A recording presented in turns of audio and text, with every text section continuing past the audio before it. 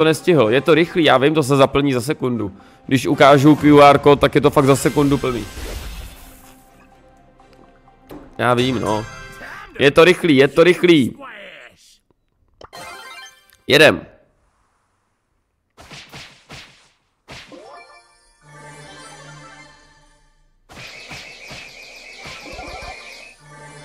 Počkej, se budu soustředit. Please foto, teďko nemůžu, vydrž. Já to nestihl také, no, to je normální. Já na tebe dělám shorty, jo, já je viděl.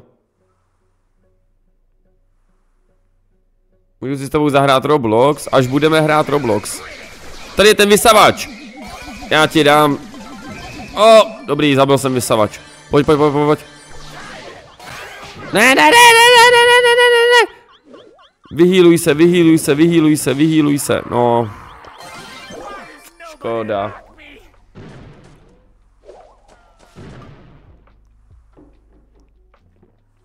Můžem jíst já ty v díle. Já jsem ještě nebyl, nevím, co jsi napsal, vráško. Soky si bude, že to psychicky zvládáš. No, už taky moc ne, proto zítra potřebuju volno.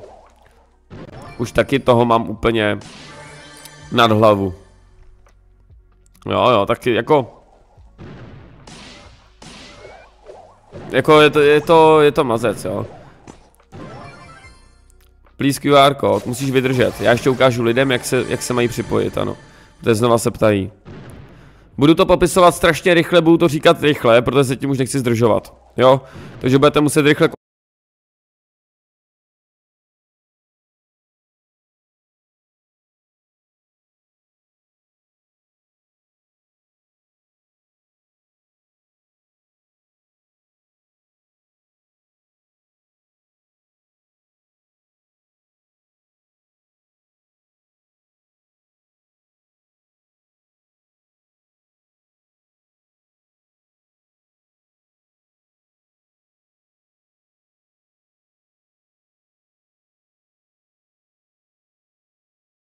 Koukat, rychle poslouchat, pozorně jako sledovači, no bola.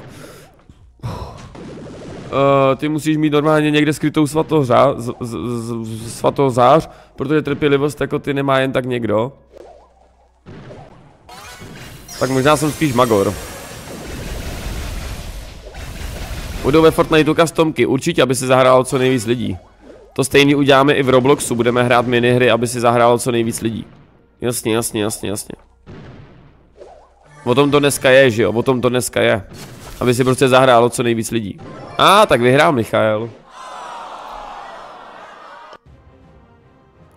Tak jo, lidi. Ukážu vám, jak se připojuje. Sledujte.